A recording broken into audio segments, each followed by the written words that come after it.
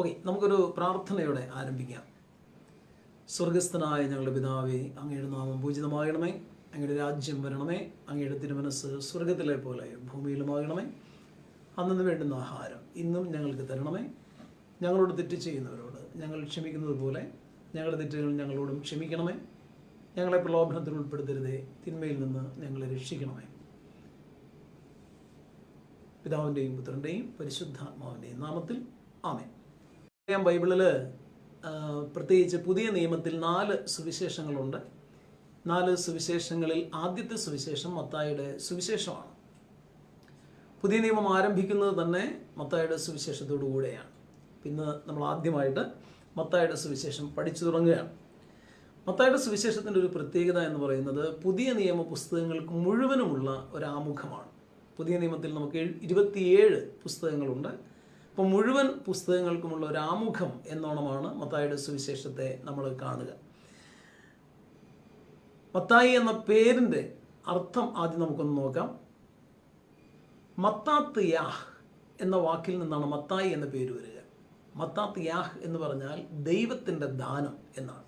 കർത്താവിൻ്റെ ദാനം അല്ലെങ്കിൽ ദൈവത്തിൻ്റെ ദാനം എന്നാണ് മത്താത്ത് യാഹ്. മത്തായി എന്ന പേരിൻ്റെ അർത്ഥം അതാണ്. നമുക്കറിയാം, ലേവി എന്ന വ്യക്തിയാണ് മത്തായി ആയിട്ട് മാറുക. ലേവിയെ യേശു തൻ്റെ ശിഷ്യഗണത്തിലേക്ക് കൊണ്ടുവരികയും ലേവി മത്തായി ആയിട്ട് മാറുകയും ചെയ്യുന്നു. എല്ലാവരാലും വെറുക്കപ്പെട്ട ഒരു മനുഷ്യനായിരുന്നു ചുങ്കക്കാരനായ ലേവി. പൊതുവെ എല്ലാ ചുങ്കക്കാരെയും എല്ലാവർക്കും വെറുപ്പായിരുന്നു. അതിനുള്ള കാരണം എന്താണെന്ന് വെച്ച് കഴിഞ്ഞാൽ, പലപ്പോഴും ഈ ചുങ്കം പിരിക്കുന്നത് റോമക്കാർക്ക് വേണ്ടിയിട്ടാണ്. അപ്പോൾ റോമക്കാരുടെ അധീനതയിൽ കിടക്കുന്ന ഇസ്രായേൽക്കാരുടെ ചുങ്കം പിരിക്കുമ്പോൾ സ്വാഭാവികമായിട്ടത് അവർക്ക് വെറുപ്പും ദേഷ്യമൊക്കെ ഉളവാക്കും. അതുകൊണ്ട് മത്തായി ചുങ്കം പിരിവുകാരൻ എന്ന നിലയിൽ വളരെ ദേഷ്യമായിരുന്നു എല്ലാവർക്കും. സക്കേവൂസിനെ കുറിച്ച് നമുക്കറിയാം. സക്കേവൂസ് അങ്ങനെ തന്നെയാണ്. സക്കേവൂസിനോടും വല്ലാത്ത ദേഷ്യമായിരുന്നു സമൂഹത്തിന് മുഴുവനും. അങ്ങനെ വെറുക്കപ്പെട്ടൊരു മനുഷ്യൻ ലേവിയെ ദൈവത്തിൻ്റെ ദാനമാക്കി യേശു ക്രിസ്തു മാറ്റുന്നു എന്നതാണ് ആ പേരിൻ്റെ അർത്ഥം തന്നെ. നമുക്ക് ആ പുസ്തകത്തിലേക്ക് കടക്കാം. മത്തായിയുടെ സുവിശേഷം നമ്മൾ നേരത്തെ പറഞ്ഞതുപോലെ മുഴുവനും പുസ്തകത്തിൻ്റെ പുതിയ നിയമ പുസ്തകങ്ങൾക്ക് മുഴുവനുമുള്ള ഒരു പ്രാരംഭമാണ്. പഴയ നിയമത്തെയും പുതിയ നിയമത്തെയും തമ്മിൽ ബന്ധിപ്പിക്കുന്ന പ്രധാനപ്പെട്ട കണ്ണിയാണ്. യേശുവിനെയും സുവിശേഷത്തെയും പഴയ നിയമ കാഴ്ചപ്പാടിൽ കാണുകയാണ് മത്തായി. എന്ന് പറഞ്ഞാൽ യേശു ക്രിസ്തു പഴയ നിയമത്തിൻ്റെ മുഴുവനും പൂർണ്ണതയാണ് എന്ന് അവതരിപ്പിക്കുകയാണ് മത്തായി. പഴയ നിയമത്തിൽ പറഞ്ഞിട്ടുള്ള എല്ലാ പ്രവാചക വാഗ്ദാനങ്ങളുടെയും പൂർത്തീകരണമായിട്ട് യേശു ക്രിസ്തുവിനെ മത്തായി അവതരിപ്പിക്കുന്നു. അതുകൊണ്ട് തന്നെ മത്തായിയുടെ സുവിശേഷത്തിൽ പൂർത്തീകരണം എന്ന വാക്ക് 51 പ്രാവശ്യം ഉപയോഗിച്ചതായിട്ട് നമുക്ക് കാണാൻ പറ്റും. അപ്പോൾ യേശു ക്രിസ്തു വരാനിരിക്കുന്ന രക്ഷകനാണ് എന്ന് അവതരിപ്പിക്കാനാണ് മത്തായി പ്രത്യേകമായിട്ട് ശ്രദ്ധിക്കുന്നത്. മത്തായിയുടെ സുവിശേഷത്തിൻ്റെ മറ്റൊരു പ്രത്യേകത എന്ന് പറഞ്ഞാൽ സഭയെക്കുറിച്ച് അറിയുന്നതിന് ഉള്ള എല്ലാ അടിത്തറയും മത്തായി നൽകുന്നു എന്നുള്ളതാണ്. സഭാവിജ്ഞാനീയത്തിൻ്റെ മുഴുവനും അടിത്തറ മത്തായിയുടെ സുവിശേഷം നൽകുന്നു എന്നതാണ് മറ്റൊരു കാര്യം. അതുപോലെ തന്നെ പ്രധാനപ്പെട്ടതാണ് യേശു പ്രഘോഷിച്ച ദൈവരാജ്യം. ആ ദൈവരാജ്യത്തിൻ്റെ ആരംഭം എന്ത്, ആ ദൈവരാജ്യത്തിൻ്റെ സാക്ഷാത്കാരം എന്ത്, ദൈവരാജ്യത്തിൻ്റെ പൂർത്തീകരണം എങ്ങനെ, ഇങ്ങനെയുള്ള എല്ലാ കാര്യങ്ങളും മത്തായിയുടെ സുവിശേഷത്തിലൂടെ നമുക്ക് മനസ്സിലാവും. ദൈവരാജ്യത്തിൻ്റെ ആരംഭം എങ്ങനെയാണ്? നമുക്കറിയാം, യേശു ക്രിസ്തു തൻ്റെ സുവിശേഷ പ്രഘോഷണം ആരംഭിക്കുന്നത് repent and belief, the kingdom of God is at hand എന്ന് പറഞ്ഞുകൊണ്ടാണ്. പശ്ചാത്തപിക്കുവിനും വിശ്വസിക്കുവിനും ദൈവരാജ്യം സമീപിച്ചിരിക്കുന്നു എന്ന് പറഞ്ഞുകൊണ്ടാണ്. അപ്പം അതുകൊണ്ട് തന്നെ ദൈവരാജ്യത്തിൻ്റെ ആരംഭം എന്നാണെന്നും അത് യേശു ക്രിസ്തുവിൽ എങ്ങനെ സാക്ഷാത്കരിക്കപ്പെടുന്നുവെന്നും അത് യുഗാന്ത്യത്തിൽ എങ്ങനെ പൂർത്തീകരിക്കപ്പെടുന്നുവെന്നും ഒക്കെ മത്തായിയുടെ സുവിശേഷത്തിൽ നിന്ന് നമുക്ക് വളരെയേറെ വ്യക്തമാകുന്നു. അതുപോലെ തന്നെ മറ്റൊരു പ്രധാനപ്പെട്ട ആശയമാണ് മത്തായി സാർവത്രിക രക്ഷയെക്കുറിച്ച് പറയുക. സാർവത്രിക രക്ഷ എന്ന് പറയുമ്പോൾ യഹൂദർക്ക് മാത്രമാണ് രക്ഷ എന്ന് കരുതിയ അവസ്ഥയിൽ നിന്ന് യഹൂദർക്ക് മാത്രമല്ല യേശു ക്രിസ്തുവിൽ വിശ്വസിക്കുന്ന എല്ലാ മനുഷ്യർക്കും രക്ഷയുണ്ട് എന്ന് പറയുന്ന വലിയ ആ ഒരു സത്യം മത്തായിയുടെ സുവിശേഷത്തിലൂടെ നമുക്ക് വെളിവാക്കപ്പെടുകയാണ്. യഹൂദർക്ക് എന്നതുപോലെ വിജാതീയരുടെയും രക്ഷകനാണ് കർത്താവ് യേശു മിശിഹ എന്ന വലിയ സത്യം നമുക്ക്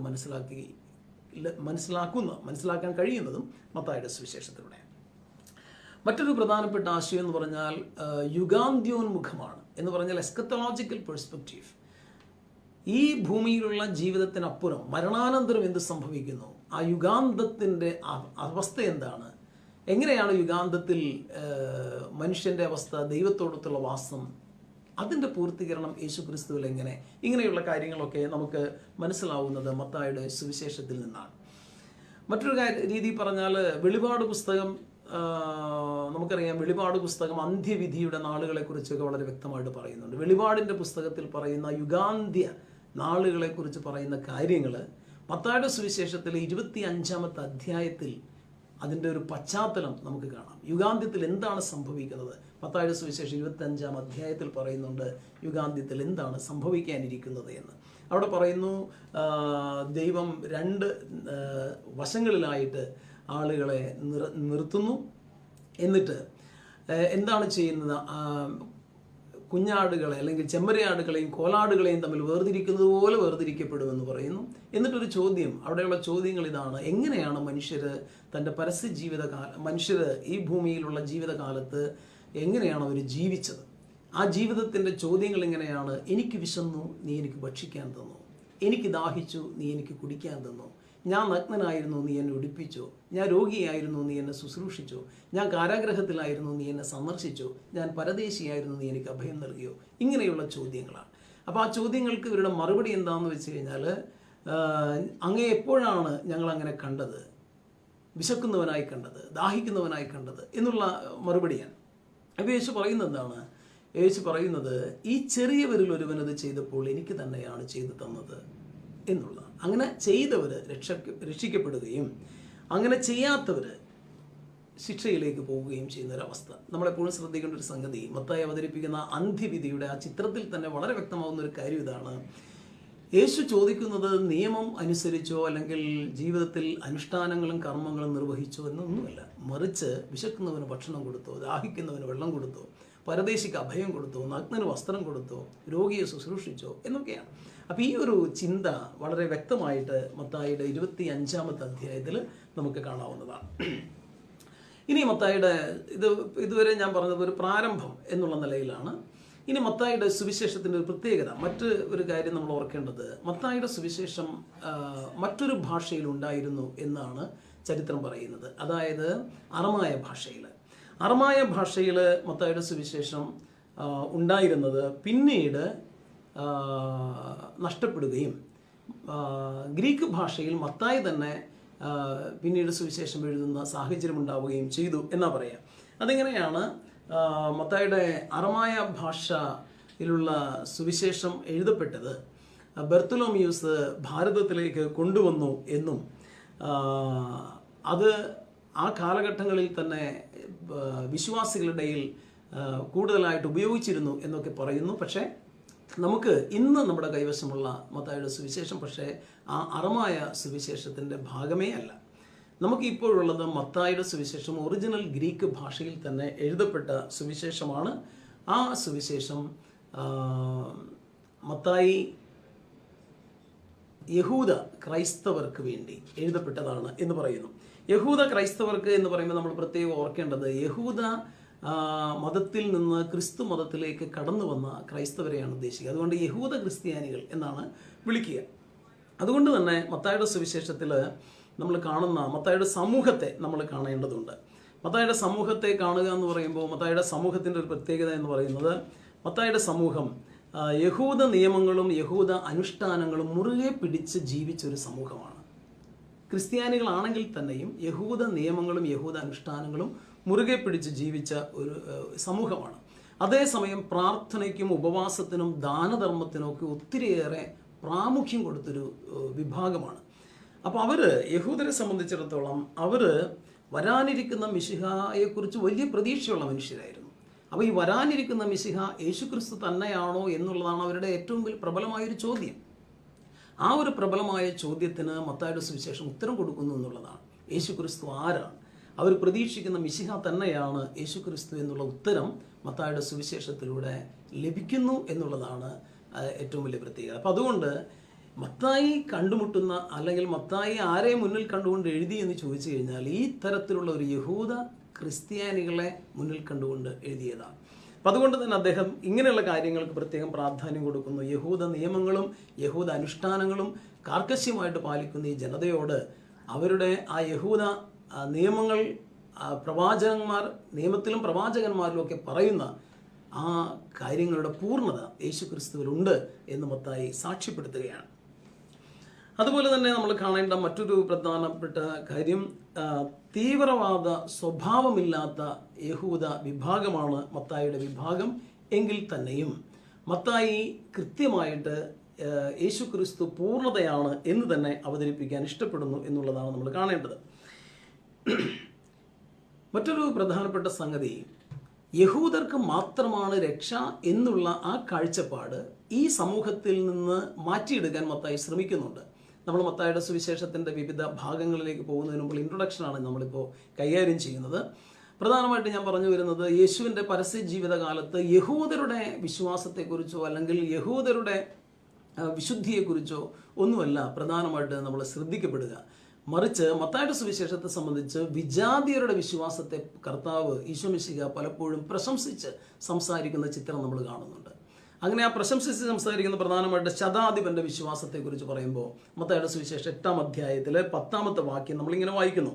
യേശു ഇത് കേട്ട് ആശ്ചര്യപ്പെട്ട് തന്നെ അനുഗമിച്ചിരുന്നവരോട് പറയുന്നു, സത്യമായി ഞാൻ നിങ്ങളോട് പറയുന്നു, ഇതുപോലുള്ള വിശ്വാസം ഇസ്രായേലിൽ ഒരുവനിൽ പോലും ഞാൻ കണ്ടിട്ടില്ല. ഇതുപോലുള്ള വിശ്വാസം ഇസ്രായേലിൽ ഒരുവനിൽ പോലും ഞാൻ കണ്ടിട്ടില്ല. ശതാധിപന്റെ വിശ്വാസം കണ്ടിട്ട് പറയാം. എന്ന് പറഞ്ഞാൽ യഹൂദ സമുദായത്തിലുള്ള ആളുകൾ അവർക്ക് മാത്രമാണ് രക്ഷ എന്ന് വിചാരിച്ചിരിക്കുമ്പോൾ, അങ്ങനെ മാത്രം കരുതിയിരിക്കുമ്പോൾ യേശു പറയുകയാണ്, യഹൂദർക്ക് പോലും, യഹൂദരുടെ ഇടയിൽ പോലും ഇതുപോലൊരു വിശ്വാസം കണ്ടിട്ടില്ല എന്നൊരു വിജാതിയുടെ വിശ്വാസം. അപ്പോൾ വിജാതിയുടെ വിശ്വാസത്തെ പലപ്പോഴും പ്രശംസിച്ച് സംസാരിക്കുന്ന ചിത്രം നമ്മൾ കാണുന്നു. 15-ാമത്തെ അധ്യായത്തിൽ കാനാൻകാരിയുടെ വിശ്വാസം, കാനാൻകാരി വിജാതീയ സ്ത്രീ, അവരുടെ വിശ്വാസത്തെ കർത്താവ് വളരെയേറെ പ്രശംസിച്ച് സംസാരിക്കുന്നു. 20-ാം അധ്യായത്തിൽ ജെറീക്കോയിലെ ഒരു അന്ധൻ, അയാളും വിജാതീയനാണ്, ജെറീക്കോയിലെ ഒരു അന്ധൻ്റെ വിശ്വാസത്തെയും ഈശോ വളരെ പുകഴ്ത്തി സംസാരിക്കുന്നതായിട്ട് നമ്മൾ കാണുകയാണ്. ഇതൊക്കെ പറഞ്ഞതിൻ്റെ അർത്ഥം ഇതാണ്, മത്തായി തൻ്റെ സുവിശേഷം എഴുതുന്ന സമയത്ത് യേശുവിനെ അവതരിപ്പിക്കുന്ന, നമുക്കറിയാം ഓരോ സുവിശേഷകനും യേശുവിനെ അവതരിപ്പിക്കുന്നത് ഓരോ പ്രത്യേക കാഴ്ചപ്പാടിൽ നിന്നുകൊണ്ടാണ്. അപ്പോൾ മത്തായിയുടെ സുവിശേഷത്തിൽ നമ്മൾ കാണുന്ന ഈശോയുടെ ഒരു പ്രത്യേകതയാണ് നമ്മളിപ്പോൾ പറഞ്ഞത്. യഹൂദ ക്രൈസ്തവരോട് അല്ലെങ്കിൽ യഹൂദ മതത്തിൽപ്പെട്ടവരോട് മത്തായി പറയുന്നു, യഹൂദ ക്രൈസ്തവരായിട്ടുള്ളവരോട് മത്തായി പറയുന്നു, യേശു ക്രിസ്തുവിൻ്റെ പരിഗണന വിശ്വാസമുള്ളവരെ കുറിച്ചായിരുന്നു.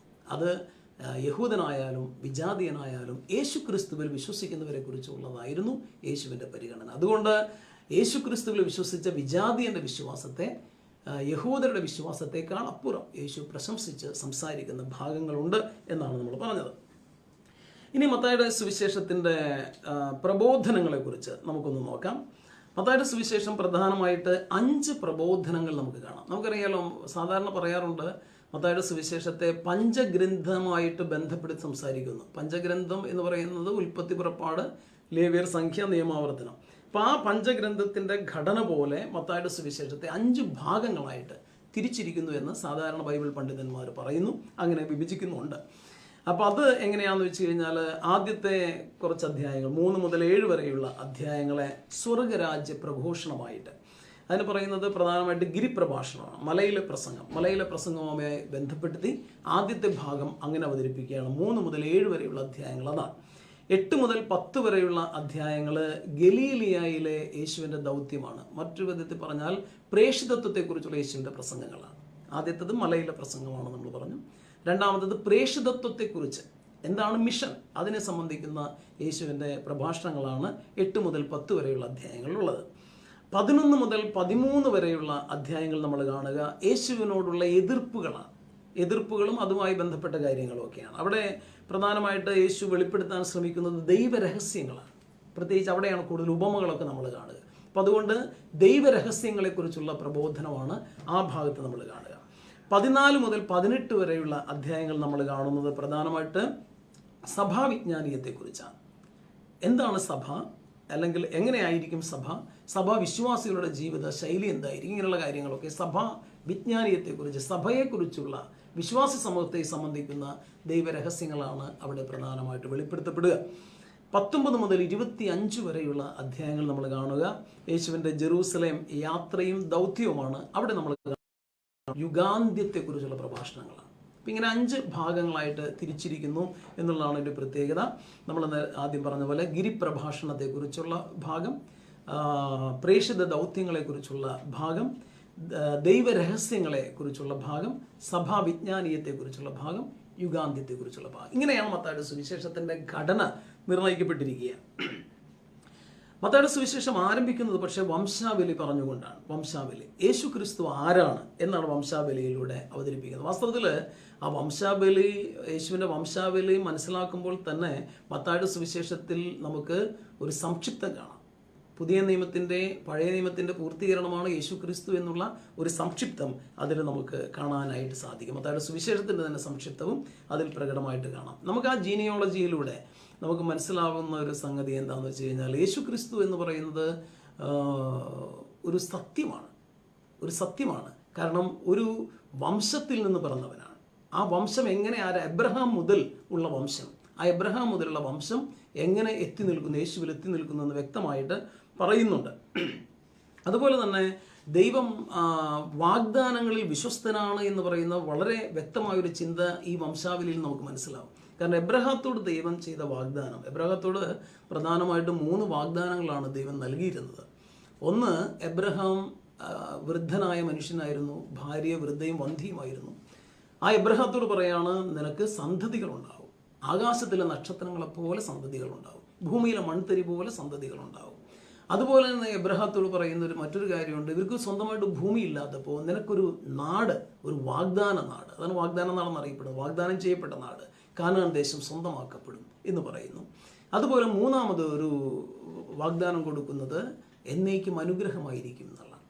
നീ എന്നേക്കും ഒരു അനുഗ്രഹമായിരിക്കും. അപ്പം ആദ്യത്തെ 2 വാഗ്ദാനങ്ങൾ പഴയ നിയമത്തിൽ തന്നെ പൂർത്തീകരിക്കപ്പെടുന്നുണ്ട്. ഒന്നാമത്തെ വാഗ്ദാനം എന്തെന്ന് വെച്ചാൽ എബ്രഹാത്തിന് മക്കളുണ്ടായി. അത് പഴയ നിയമത്തിൽ തന്നെ നമുക്ക് കാണാം. ജനസഞ്ചയം, വലിയ ജനസന്തതികൾ എബ്രഹാത്തിനുണ്ടായി. അതുപോലെ തന്നെ രണ്ടാമത്തെ വാഗ്ദാനം എന്ന് പറഞ്ഞാൽ കാനാൻ ദേശം അവർ സ്വന്തമാക്കി. അത് നമുക്കറിയാം. മോശയുടെ നേതൃത്വത്തിൽ വന്നു, ജോഷുവയുടെ നേതൃത്വത്തിൽ കാനാൻ ദേശം സ്വന്തമാക്കി. മൂന്നാമത്തെ വാഗ്ദാനം പക്ഷെ പൂർത്തീകരിക്കപ്പെട്ടിട്ടുണ്ടായിരുന്നില്ല.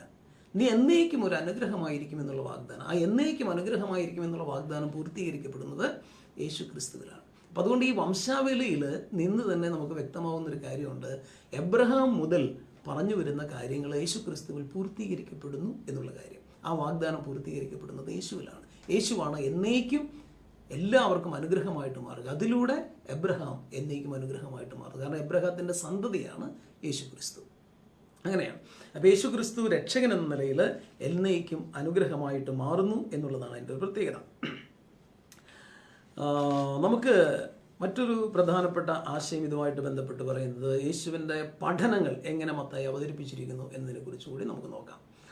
മത്തായിയുടെ സുവിശേഷത്തിൽ നമ്മൾ കാണുന്നു 3 ഗണങ്ങൾ ധാരാളമായിട്ട് കാണാം. പ്രത്യേകിച്ച് യേശുവിൻ്റെ പഠനങ്ങളിൽ തന്നെ 3 പ്രവൃത്തികളെക്കുറിച്ച് പറയുന്നു. 3 ഗണങ്ങൾ ഒത്തിരിയേറെ ഉണ്ട്. 3 പ്രവൃത്തികൾ, പ്രധാനമായിട്ട് ദാനധർമ്മം, പ്രാർത്ഥന, ഉപവാസം. 6ഉം 7ഉം അധ്യായങ്ങളിലാണ് ഇത് പറയുക. അപ്പോൾ ഈ 3 പ്രവൃത്തികൾ ഒരു വ്യക്തിയുടെ ജീവിതത്തിൽ ഏറ്റവും അടിസ്ഥാനപരമായിട്ട് പാലിക്കപ്പെടേണ്ട 3 പ്രവൃത്തികളാണ് എന്ന് മത്തായി അവതരിപ്പിക്കുകയാണ്. പ്രാർത്ഥനയുണ്ട്, ദാനധർമ്മമുണ്ട്, ഉപവാസമുണ്ട്. അപ്പോൾ ഈ ദാനധർമ്മവും പ്രാർത്ഥനയും ഉപവാസവും അതിനൊരു പുതിയ കാഴ്ചപ്പാട് യേശു നൽകുന്നുണ്ട്. പഴയ നിയമത്തിലെ പോലെ ഒരു അനുഷ്ഠാനം എന്നതിനപ്പുറം ദാനധർമ്മം എന്ന് പറയുമ്പോൾ മറ്റുള്ളവരെ കുറിച്ചുള്ള ഒരു കരുതൽ നിൻ്റെ ജീവിതത്തിൽ ഉണ്ടാവുക എന്നുള്ളതിനെക്കുറിച്ചൊരു വ്യാഖ്യാനം. പ്രാർത്ഥന എന്ന് പറയുമ്പോൾ എങ്ങനെയാണ് ദൈവവുമായിട്ട് ഐക്യപ്പെട്ട് നിൽക്കേണ്ടത് എന്നതിനെക്കുറിച്ച് വ്യക്തമായൊരു ചിത്രം നൽകുന്നു. അതുപോലെ ഉപവാസം എന്ന് പറയുന്നത് മറ്റുള്ളവരെക്കുറിച്ചുള്ള കരുതലും ദൈവത്തോട് ചേർന്ന് നിന്നുള്ള ഒരു ജീവിതവും നിനക്ക് എങ്ങനെ വേണം. ഇങ്ങനെ വ്യക്തമായൊരു കാഴ്ചപ്പാടോടുകൂടി ഈ 3 പ്രവൃത്തികൾ ഏതൊക്കെയാണ് നമ്മുടെ ജീവിതത്തിൽ പാലിക്കപ്പെടേണ്ടത് എന്ന് മത്തായിയുടെ സുവിശേഷത്തിൽ ഒരു ഗണമായിട്ട് അവതരിപ്പിക്കുന്നു. മറ്റൊന്ന് 3 വിലക്കുകളാണ്. 3 കാര്യങ്ങൾ ചെയ്യരുത് എന്ന് പറയുന്നു. ഒന്ന്, ഭൂമിയിൽ നിനക്ക് നിക്ഷേപങ്ങൾ നീ ശേഖരിക്കരുത്. അതാണ് 3 വിലക്കുകൾ മത്തായി അവതരിപ്പിക്കുക. യേശു പറഞ്ഞ വിലക്കുകളായിട്ട് നീ ഭൂമിയിൽ നിക്ഷേപങ്ങൾ നിനക്ക് വേണ്ടി ശേഖരിക്കരുത്. അതുപോലെ തന്നെ 2 യജമാനന്മാരെ സേവിക്കരുത്. ഒരു യജമാനം മതി, ഒന്നുകിൽ ദൈവം അല്ലെങ്കിൽ പിശാച്, അങ്ങനെയാണ്. അപ്പോൾ നിനക്ക് 2 വഞ്ചി കാലുകുത്തണ്ട, നിനക്ക് ഒരേ ഒരു യജമാനം മതി, അത് ദൈവമാണ്. അപ്പോൾ 2 യജമാനന്മാർ ഒരേപോലെ സേവിക്കരുത് എന്ന് പറഞ്ഞാൽ ഒരേ സമയം തന്നെ ദൈവത്തിൻ്റെ സ്വഭാവവും പിശാചിൻ്റെ സ്വഭാവവും മനുഷ്യൻ്റെ ജീവിതത്തിൽ ഉണ്ടാകാൻ പാടില്ല. അപ്പോൾ അതുകൊണ്ട് എപ്പോഴും ദൈവത്തെ യജമാനനായിട്ട് കരുതി ജീവിക്കുക എന്നുള്ളതാണ് അത്. അതുപോലെ തന്നെ മറ്റുള്ളവരെ വിധിക്കരുത്. അതാണ് മൂന്നാമത് കൊടുക്കുന്നത്. 3 അരുതുകളാണ്, 3 വിലക്കുകൾ അല്ലെങ്കിൽ 3 അരുതുകൾ. ഭൂമിയിൽ നിനക്ക് വേണ്ടി ഒന്നും ശേഖരിക്കരുത് എന്നുള്ളത് 1. 2, നിനക്ക് ഒരു യജമാനനെ പാടുള്ളൂ, അത് ദൈവമാണ് എന്നുള്ളത്, മറ്റു യജമാനന്മാർ പാടില്ല എന്നുള്ളത്. 3, നീ ആരെയും വിധിക്കരുത് എന്നുള്ളത്. അങ്ങനെ ഈ 3 അരുതുകൾ, വിലക്കുകൾ യേശു നൽകുന്നതായിട്ട് മത്തായിയുടെ സുവിശേഷത്തിൽ കാണാം. മൂന്നാമത് നമ്മൾ കാണുന്നത് 3 കൽപ്പനകളെ നമുക്ക് കാണാൻ പറ്റും. കർത്താവ് കൊടുക്കുന്ന 3 കൽപ്പനകൾ. 1, ദൈവപരിപാലനയിൽ ആശ്രയിക്കുക എന്നുള്ള കൽപ്പന. ദൈവപരിപാലനയിൽ ആശ്രയിക്കുക, മറ്റൊന്നിലും ആശ്രയിക്കരുത്. ഈ ഫ്രാൻസിസ് പാപ്പയുടെ ഗൗദേത്തെ എക്സുൽത്താത്തെ എന്ന് പറയുന്ന പ്രബോധന അപ്പസ്തോലിക് എക്സോർട്ടേഷൻ ഉണ്ട്. ഗൗദേത്തെ എക്സുൽത്താത്തെ എന്ന് പറഞ്ഞാൽ ആനന്ദിച്ച് ആഹ്ലാദിക്കുമെന്നാണ്. അതിൽ അദ്ദേഹം പറയുന്ന വിശുദ്ധിയുടെ 5 ലക്ഷണങ്ങളിൽ ആദ്യത്തെ ലക്ഷണമായിട്ട് പറയുന്നത് ദൈവാശ്രയ ബോധമാണ്. ദൈവത്തിൽ ആശ്രയിക്കുക, മറ്റെന്തിനേക്കാളുപരി ദൈവത്തിൽ ആശ്രയിക്കുക. ഇതാണ് യേശു പറയുന്ന 3 കൽപ്പനകളായിട്ട് മത്തായി അവതരിപ്പിച്ചിരിക്കുന്നത്. ദൈവാശ്രയ ബോധത്തോടെ ജീവിക്കുക എന്നുള്ളത്. രണ്ടാമത് പറയുന്നത് ചോദിക്കുവിൻ നിങ്ങൾക്ക് ലഭിക്കും, പ്രാർത്ഥിക്കുക, മുട്ടിപ്പായിട്ട് പ്രാർത്ഥിക്കുക എന്നുള്ളതാണ്. അതായത് ഭഗ്നാശരാകാതെ പ്രാർത്ഥിക്കുകയാണ് പറയുന്നത്. അതാണ് കർത്താവ് പറയുന്ന രണ്ടാമത്തെ കൽപ്പനയായിട്ട് മത്തായി അവതരിപ്പിച്ചിരിക്കുക. ഭഗ്നാശരാകാതെ പ്രാർത്ഥിക്കുക. മൂന്നാമത്തേത് എന്താണ്? ഇടുങ്ങിയ വാതിലിലൂടെ പ്രവേശിക്കുക. ഇടുങ്ങിയ വാതിലിലൂടെ പ്രവേശിക്കുക. ഇടുങ്ങിയ വാതിലിലൂടെ പ്രവേശിക്കുക എന്ന് പറഞ്ഞാൽ ലോകത്തിൻ്റെ വഴിയെ സഞ്ചരിക്കാതിരിക്കുക, സത്യത്തിൻ്റെ വഴിയെ സഞ്ചരിക്കുക, നീതിയുടെ വഴിയെ സഞ്ചരിക്കുക, സുവിശേഷ വെളിച്ചത്തിൽ സഞ്ചരിക്കുക. അതാണ് അതിൻ്റെ അർത്ഥം. അപ്പോൾ ഇങ്ങനെ 3 പ്രവർത്തികൾ പറഞ്ഞു, 3 വിലക്കുകൾ പറഞ്ഞു, 3 കൽപ്പനകൾ പറഞ്ഞു. അപ്പം അതുപോലെ തന്നെ മത്തായി തൻ്റെ സുവിശേഷത്തിൽ അവതരിപ്പിച്ചിരിക്കുന്നത് യേശു ചെയ്ത അത്ഭുതങ്ങളെ 3 ഗണങ്ങളായിട്ട് മത്തായി അവതരിപ്പിച്ചിരിക്കുന്നു. 9 അത്ഭുതങ്ങൾ യേശു ചെയ്തതായിട്ടാണ് മത്തായി അവതരിപ്പിച്ചിട്ടുള്ളത്, 3 ഗണങ്ങളായിട്ട്. ഉദാഹരണത്തിന് കുഷ്ഠരോഗിയെ യേശു സുഖപ്പെടുത്തുന്നത് 8ഉം 9ഉം അധ്യായങ്ങളിലാണത് നമ്മൾ കാണുക. 8, 9 അധ്യായങ്ങളിൽ കുഷ്ഠരോഗിയെ യേശു സുഖപ്പെടുത്തുന്നു. ശതാധിപൻ്റെ ഭൃത്യനെ യേശു സുഖപ്പെടുത്തുന്നു. പത്രോസിൻ്റെ അമ്മായിയമ്മയെ യേശു സുഖപ്പെടുത്തുന്നു. ഇത് 3 ഒരു ഗണത്തിലാണ്. കുഷ്ഠരോഗിയെ സുഖപ്പെടുത്തുന്നു, ശതാധിപൻ്റെ ഭൃത്യനെ സുഖപ്പെടുത്തുന്നു, പത്രോസിൻ്റെ അമ്മായിയമ്മയെ സുഖപ്പെടുത്തുന്നു. പിന്നീട് പിശാചു ബാധിതനെ സുഖപ്പെടുത്തുന്നു, തളർവാദ രോഗിയെ സുഖപ്പെടുത്തുന്നു, രക്തസ്രാവക്കാരി സ്ത്രീയെ സുഖപ്പെടുത്തുന്നു. അതാണ് രണ്ടാമത്തെ ഗണം. മൂന്നാമത്തെ ഗണത്തിൽ ഒരു ഭരണാധിപൻ്റെ മകളെ സുഖപ്പെടുത്തുന്നു, അന്ധനായ ഒരു മനുഷ്യനെ സുഖപ്പെടുത്തുന്നു, ഊമനായ ഒരുവനെ സുഖപ്പെടുത്തുന്നു. ഇങ്ങനെ 9 അത്ഭുത കൃത്യങ്ങൾ യേശു ചെയ്തതായിട്ട് മത്തായി അവതരിപ്പിക്കുന്നു. 3 ഗണങ്ങൾ, 3ൻ്റെ ഗണങ്ങളായിട്ട് അദ്ദേഹം അവതരിപ്പിക്കുകയാണ്. അതുപോലെ തന്നെ കർത്തൃപ്രാർത്ഥന, അത് 6ാമത്തെ അധ്യായത്തിൽ മത്തായി അവതരിപ്പിക്കുന്നുണ്ട്. സ്വർഗസ്ഥനായ പിതാവേ എന്നുള്ള പ്രാർത്ഥന. അതിൽ പറഞ്ഞ പോലെ 7 കാര്യങ്ങളാണ് മത്തായി അവതരിപ്പിക്കുക. 7 കാര്യങ്ങളായിട്ടാണ് അവതരിപ്പിക്കുക. അതിൽ ആദ്യത്തെ 3 കാര്യങ്ങൾ നമുക്കറിയാം. സ്വർഗസ്ഥനായ പിതാവേ എന്നുള്ള പ്രാർത്ഥനയിൽ കർത്താവിൻ്റെ നാമം പൂജിതമാകണമേ, രാജ്യം വരണമേ, തിരുമനസ് നിറവേറണമേ. ഇത് 3മാണ് ദൈവവുമായിട്ട് ബന്ധപ്പെടുത്തി മത്തായി അവതരിപ്പിക്കുക, ദൈവീകമായിട്ടുള്ള കാര്യങ്ങളായിട്ട്. നമ്മളെപ്പോഴും പ്രാർത്ഥിക്കുമ്പോൾ ഇങ്ങനെ പ്രാർത്ഥിക്കുക എന്നുള്ളതാണ്. കർത്താവിൻ്റെ നാമം, ദൈവത്തിൻ്റെ നാമം മഹത്വപ്പെടണം, ദൈവത്തിൻ്റെ രാജ്യം ഭരണം വരണം, ദൈവത്തിൻ്റെ തിരുമനസ് പദ്ധതി നിറവേറണം. അപ്പോൾ അങ്ങനെ അവതരിപ്പിച്ചിരിക്കുന്നു.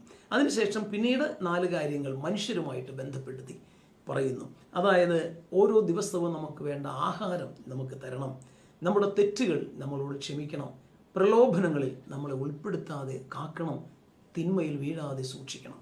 അപ്പം ഇങ്ങനെ 4 പ്രത്യേക കാര്യങ്ങൾ നമ്മളുമായിട്ട് ബന്ധപ്പെടുത്തി പ്രാർത്ഥനയ്ക്കായിട്ട് തന്നിരിക്കുന്നു. അങ്ങനെ 7 കാര്യങ്ങളടങ്ങുന്ന ഒരു പ്രാർത്ഥനയായിട്ടാണ് മത്തായിയുടെ സുവിശേഷം യേശുവിൻ്റെ കർത്തൃപ്രാർത്ഥനയെ അവതരിപ്പിക്കുക.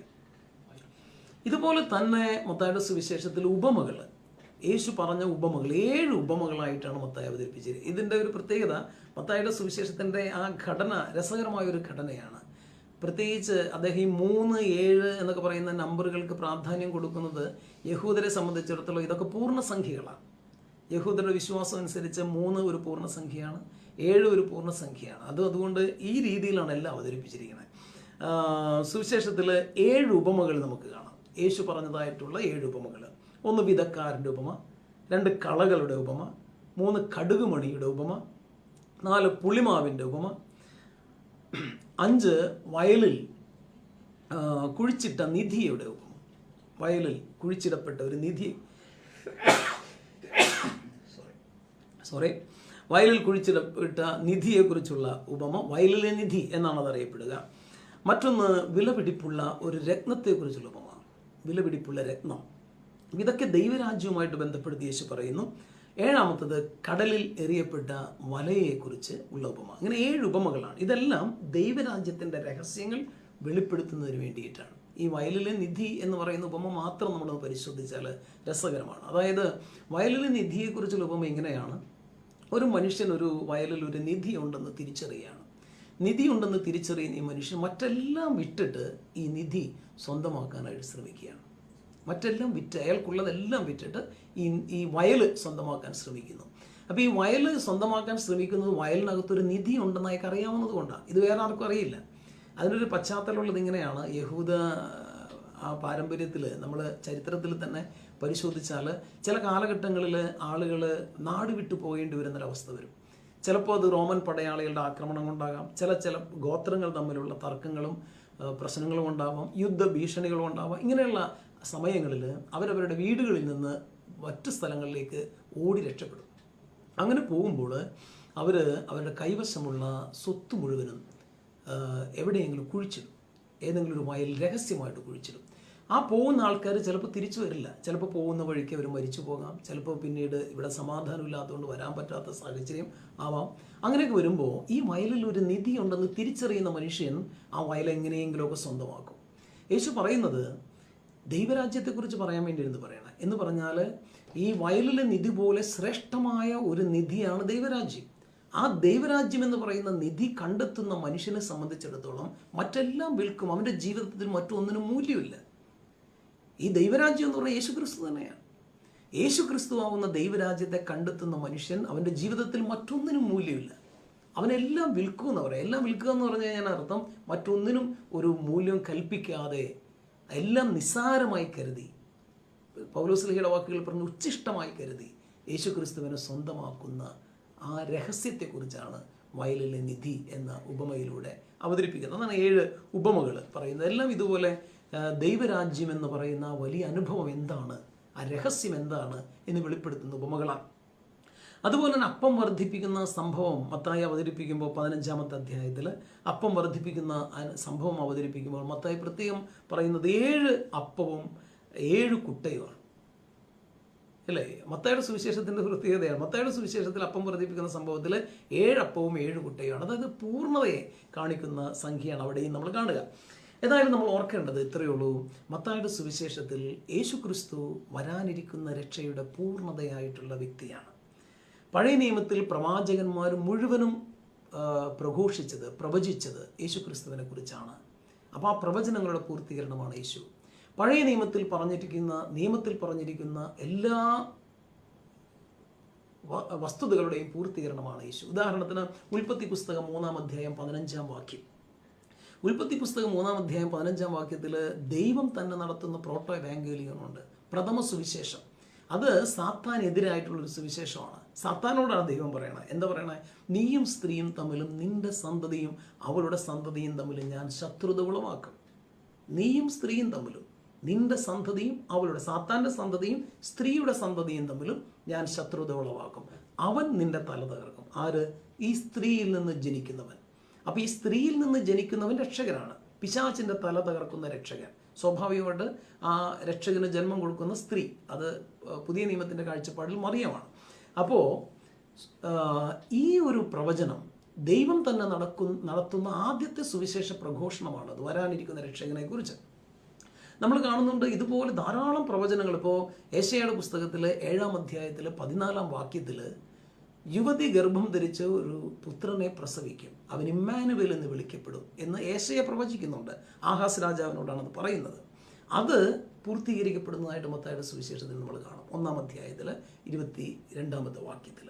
അപ്പം അതായത് കന്യക ഗർഭം ധരിച്ചൊരു പുത്രനെ പ്രസവിക്കും എന്ന് വ്യക്തമായിട്ട് മത്തായി പറയുന്നുണ്ട്. അപ്പോൾ നമ്മൾ കാണുന്നത് മത്തായി അവതരിപ്പിക്കുന്ന ഇത്തരത്തിൽ നിയമങ്ങളുടെയും പ്രവചനങ്ങളുടെയും ഒക്കെ പൂർത്തീകരണമായിട്ടാണ് യേശു വന്നിരിക്കുന്നത് എന്നുള്ളതാണ്. അതുകൊണ്ട് മത്തായി 130 പ്രാവശ്യം പഴയ നിയമത്തെ ഉദ്ധരിക്കുന്നുണ്ട്. 130 പ്രാവശ്യം പഴയ നിയമത്തെ ഉദ്ധരിക്കുന്നു. ഞാൻ നേരത്തെ പറഞ്ഞ പോലെ അതിൽ 51 പ്രാവശ്യം പൂർത്തീകരണം എന്നുള്ള വാക്ക് അദ്ദേഹം ഉപയോഗിക്കുകയും ചെയ്യുന്നുണ്ട്. അപ്പോൾ എല്ലാ മനുഷ്യരുടെയും രക്ഷയാണ് യേശു എന്ന് അവതരിപ്പിക്കാനാണ് മത്തായി ശ്രമിക്കുന്നത് എന്നാണ് നമ്മൾ പറഞ്ഞതിൻ്റെ ചുരുക്കം. ഇനി എബ്രഹാം മുതൽ ലോകാന്ത്യം വരെയുള്ള ഘട്ടങ്ങളാണ് മത്തായിയുടെ സുവിശേഷത്തിൽ കാണുക. നമ്മൾ നേരത്തെ പറഞ്ഞു, വംശാവലി ആരംഭിക്കുന്നത് എബ്രഹത്തിൻ്റെ പേര് പറഞ്ഞുകൊണ്ടാണ്. മത്തായിയുടെ സുവിശേഷത്തിൽ യേശുവിൻ്റെ പരസ്യജീവിതം അവസാനിക്കുന്നത് വാസ്തവത്തിൽ അന്ത്യവിധിയെക്കുറിച്ച് പറഞ്ഞുകൊണ്ടുമാണ്. പരസ്യജീവിതത്തിൻ്റെ പ്രഘോഷണങ്ങൾ അവസാനിക്കുന്നത് അന്ത്യവിധിയെക്കുറിച്ച് പറഞ്ഞുകൊണ്ടാണ്. അപ്പോൾ ആ രീതിയിൽ എബ്രഹാം മുതൽ ലോകാന്ത്യം വരെയുള്ള കാര്യങ്ങൾ മത്തായി തൻ്റെ സുവിശേഷത്തിൽ ഉൾക്കൊള്ളിച്ചിരിക്കുന്നു എന്നാണ് നമ്മൾ മനസ്സിലാക്കേണ്ടത്. അതുപോലെ തന്നെ യഹൂദരിൽ ആരംഭിച്ച് വിജാതീയരിലേക്ക് വളരുന്നതാണ് രക്ഷ. അങ്ങനെയാണ് മത്തായി അവതരിപ്പിക്കുക. യഹൂദരിൽ നിന്ന് ആരംഭിച്ച് വിജാതീയരിലേക്ക് വളരുന്നതാണ് രക്ഷ എന്ന കാഴ്ചപ്പാടിൽ മത്തായി അവതരിപ്പിച്ചിരിക്കുന്നു. ഒപ്പം തന്നെ നമ്മൾ നേരത്തെ പറഞ്ഞ പോലെ യേശു ക്രിസ്തു യഹൂദരുടേതെന്നതുപോലെ വിജാതീയരുടെയും രക്ഷകനാണ് എന്നുള്ള വലിയ സത്യം മത്തായി തൻ്റെ സുവിശേഷത്തിലൂടെ അവതരിപ്പിക്കുന്നു. ഇനി ഞാൻ നിങ്ങളോട് പറയാൻ ആഗ്രഹിക്കുന്നത് മത്തായിയുടെ സുവിശേഷത്തിൻ്റെ ഒരു പ്രതീകത്തെക്കുറിച്ചാണ്. മത്തായിയുടെ സുവിശേഷത്തെ സാധാരണ അവതരിപ്പിക്കുന്നത് ചിറകുള്ള മനുഷ്യൻ എന്ന പ്രതീകത്തിലൂടെയാണ്. എല്ലാ സുവിശേഷങ്ങൾക്കും 4 സുവിശേഷങ്ങൾക്കും അങ്ങനെ ചില വ്യത്യസ്തങ്ങളായ പ്രതീകങ്ങളുണ്ട്. ഉദാഹരണത്തിന് മർക്കോസിൻ്റെ സുവിശേഷത്തിന് സിംഹം, ചിറകുള്ള സിംഹം ഒരു പ്രതീകമാണ്. ലൂക്കായുടെ സുവിശേഷത്തിന് ചിറകുള്ള കാള ഒരു പ്രതീകമാണ്. ചിറകുള്ള കാള ഒരു പ്രതീകമാണ്. യോഹന്നാൻ്റെ സുവിശേഷത്തിന് ചിറകുള്ള കഴുകൻ, സ്വാഭാവികമായിട്ട് ചിറകുണ്ട്, അപ്പോൾ കഴുകൻ ഒരു പ്രതീകമാണ്. ഇങ്ങനെ 4 സുവിശേഷങ്ങൾക്കും 4 വ്യത്യസ്ത പ്രതീകങ്ങളുണ്ട്. ഈ പ്രതീകങ്ങളെക്കുറിച്ച് നമ്മൾ ആദ്യം കാണുന്നത് എസെക്കിയേലിൻ്റെ പുസ്തകത്തിലാണ്. എസെക്കിയേലിൻ്റെ പുസ്തകം 1ഉം 2ഉം അധ്യായങ്ങളിൽ ഈ 4 ജീവികളെക്കുറിച്ച് പറയുന്നു. വെളിപാടിൻ്റെ പുസ്തകം 4ാമത്തെ അധ്യായത്തിൽ 6ഉം 8ഉം വാക്യങ്ങളിലും ഈ ജീവികളെക്കുറിച്ച് പറയുന്നുണ്ട്. ഈ 4 ജീവികളെക്കുറിച്ച് പറയുന്നു.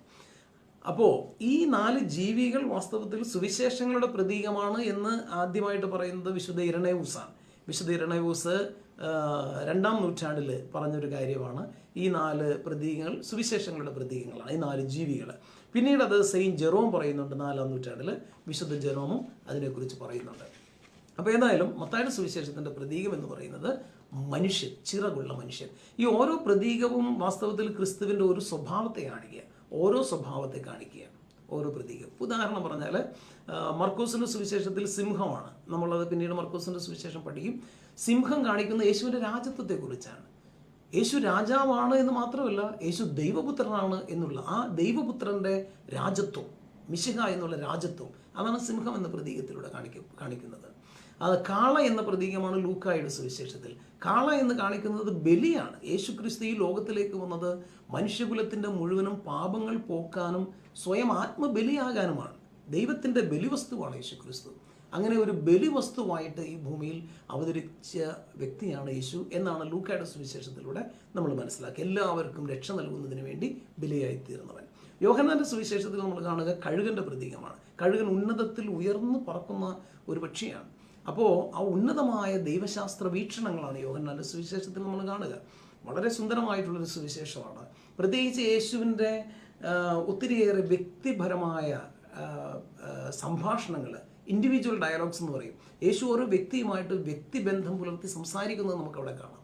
അവിടെ ആ വ്യക്തിബന്ധത്തിലൂടെ യേശു തൻ്റെ ദൈവിക രഹസ്യങ്ങളെ വെളിപ്പെടുത്തുന്നതും ആ സംസാരിക്കുന്ന വ്യക്തി യേശുവിൻ്റെ ആ രഹസ്യത്തിലേക്ക് വളരുകയും വിശ്വാസത്തിൽ വളരുകയും ചെയ്യുന്ന സുന്ദരമായ ചിത്രങ്ങൾ അവിടെയുണ്ട്. സമരിയക്കാരി സ്ത്രീ 4ാമത്തെ അധ്യായത്തിൽ വ്യക്തമായ ഒരു ഉദാഹരണമാണ്. അപ്പം അങ്ങനെയാണ് യോഹന്നാൻ അവതരിപ്പിക്കുക. വലിയ ദൈവരഹസ്യങ്ങളെ യോഹന്നാൻ ലളിതമായ ഭാഷയിൽ അവതരിപ്പിക്കുന്നുണ്ട്. ഉന്നതമായ ദൈവശാസ്ത്ര വീക്ഷണങ്ങളെ അവതരിപ്പിക്കുന്നു. അതുകൊണ്ടാണ് അത് കഴുകൻ്റെ പ്രതീകവുമായിട്ട് ബന്ധപ്പെടുത്തി പറയുന്നത്. മത്തായിയുടെ സുവിശേഷം നമ്മൾ പറഞ്ഞു, യേശുവിൻ്റെ പ്രതീകം എന്ന് പറയുന്നത് ചിറകുള്ള മനുഷ്യൻ്റെ പ്രതീകമാണ്. സൃഷ്ടിയുടെ മകുടമാണ് മനുഷ്യൻ. ആ സൃഷ്ടിയുടെ മകുടമായ മനുഷ്യൻ സ്രഷ്ടാവായ ദൈവത്തിൻ്റെ പ്രതിച്ഛായ കൂടിയാണ്. അപ്പം അതുകൊണ്ട് യേശു ക്രിസ്തുവിനെ മത്തായിയുടെ അവതരിപ്പിക്കുന്നത് എബ്രഹാത്തിൻ്റെ പുത്രനാണ്, ദാവീദിൻ്റെ പുത്രനാണ്, മനുഷ്യാവതാരത്തിൽ ഈ ഭൂമിയിൽ ജന്മമെടുത്ത മിശിഹായാണ്. ഈ രീതിയിൽ അവതരിപ്പിക്കാനാണ് അദ്ദേഹം ശ്രമിക്കുക. അതുകൊണ്ട് ഈ ദൈവപുത്രൻ ശാന്തശീലനാണ്, വിനീത ഹൃദയനാണ്, പൂർണ്ണ മനുഷ്യനാണ്. ശാന്തശീലനാണ്, വിനീത ഹൃദയനാണ്, പൂർണ്ണ മനുഷ്യനും പൂർണ്ണ ദൈവവും. അതാണ് പൂർണ്ണ മനുഷ്യനാണ്, ദാവീദ് വംശത്തിൽ പിറന്ന രാജാവാണ്, മിശിഹായാണ്. അപ്പം ഇങ്ങനെയാണ് മത്തായി അവതരിപ്പിക്കുന്നത്. ഇപ്പോൾ യേശു ക്രിസ്തു ഒരു മനുഷ്യനാണ്, പൂർണ്ണനായ മനുഷ്യൻ, വംശാവലി അനുസരിച്ച് ഈ ഭൂമിയിൽ അവതരിച്ചൊരു മനുഷ്യൻ. അതേസമയം പൂർണ്ണ ദൈവവുമാണ്. ദൈവത്തിൻ്റെ വചനം മാംസം ധരിച്ച് ഈ ഭൂമിയിൽ ദൈവപുത്രനായി കടന്നു വന്ന രക്ഷകനാണ്. ഇങ്ങനെയാണ് മത്തായി അവതരിപ്പിക്കുന്നത്. ഇനി മത്തായിയുടെ സുവിശേഷത്തിലെ ദൈവശാസ്ത്ര ചിന്തകളിലേക്ക് നമുക്കൊന്ന് പോകാം. മത്തായിയുടെ സുവിശേഷത്തിൻ്റെ ദൈവശാസ്ത്ര ചിന്തകളിൽ ഏറ്റവും പ്രധാനപ്പെട്ട ഒരു ചിന്ത എന്ന് പറയുന്നത് ദൈവരാജ്യം എന്ന വിഷയം തന്നെയാണ്. മത്തായി ദൈവരാജ്യം എന്ന വാക്കല്ല ഉപയോഗിക്കുന്നത്, സ്വർഗരാജ്യം എന്ന വാക്കാണ്, കിങ്ഡം ഓഫ് ഹെവൻ എന്നുള്ള വാക്ക്. മറ്റു സുവിശേഷങ്ങളിലൊക്കെ നമ്മൾ കാണുന്നത് കിങ്ഡം ഓഫ് ഗോഡ് എന്നാണ്. 54 പ്രാവശ്യം മത്തായി രാജ്യം എന്ന വാക്ക് ഉപയോഗിക്കുന്നുണ്ട്. രാജ്യം എന്ന പദം 54 വട്ടം. അതിൽ 32 പ്രാവശ്യവും അദ്ദേഹം ഉപയോഗിക്കുന്നത് സ്വർഗരാജ്യം എന്ന വാക്കാണ്, കിങ്ഡം ഓഫ് ഹെവൻ എന്ന വാക്കാണ്. അതേസമയം 4 പ്രാവശ്യം അദ്ദേഹം ദൈവരാജ്യം എന്ന വാക്കും ഉപയോഗിക്കുന്നുണ്ട്. ഏതായാലും നേരത്തെ നമ്മൾ പറഞ്ഞതുപോലെ ദൈവത്തെ ഉന്നതനായ ഒരു രാജാവായിട്ടും യേശു ക്രിസ്തുവിനെ ആ ഉന്നതനായ രാജാവിൻ്റെ ദാവീദ് വംശത്തിൽ പിറന്ന പുത്രനായിട്ടും മിശിഹായായിട്ടും മത്തായി അവതരിപ്പിക്കുന്നു എന്നുള്ളതാണ്. ഇനി ഈ ദൈവരാജ്യം എന്ന് പറയുന്ന ആശയം ആദ്യം യോഹന്നാൻ അവതരിപ്പിക്കാൻ, സ്നാപക യോഹന്നാൻ ഈ വിഷയം അവതരിപ്പിക്കുന്നു, ദൈവരാജ്യം സമീപിച്ചിരിക്കുന്നു എന്നുള്ള വിഷയം. അതേസമയം യേശു ക്രിസ്തു അത് പ്രഘോഷിക്കുകയും സാക്ഷാത്കരിക്കുകയും ചെയ്യുന്നു. ശിഷ്യന്മാർ അത് തുടരുന്നു, സഭ അതിന്നും തുടർന്നുകൊണ്ടേയിരിക്കുന്നു. ഈ രീതിയിലാണ് മത്തായിയുടെ സുവിശേഷത്തിലെ ദൈവരാജ്യ അവതരണം. സ്നാപക യോഹന്നാൻ ആ വിഷയം അവതരിപ്പിക്കുന്നു, പശ്ചാത്തപിക്കുവൻ, വിശ്വസിക്കുവൻ, ദൈവരാജ്യം സമീപിച്ചിരിക്കുന്നു. യേശു ക്രിസ്തു അത് പ്രഘോഷിക്കുകയും സാക്ഷാത്കരിക്കുകയും ചെയ്യുന്നു. സാക്ഷാത്കരിക്കുന്നത് തൻ്റെ പെസഹ രഹസ്യങ്ങളിലൂടെയാണ്. സഹനവും മരണവും ഉത്ഥാനവും വഴി സാക്ഷാത്കരിക്കുന്നു. അപ്പോസ്തലന്മാർ അത് തുടരുന്നു. പ്രത്യേകിച്ച് യേശുവിൻ്റെ സ്വർഗാരോഹണവും പെന്തക്കോസ്തായ്ക്ക് ശേഷം അപ്പോസ്തലന്മാരുടെ നടപടി പുസ്തകത്തിൽ വ്യക്തമായിട്ട് നമുക്കത് കാണാം.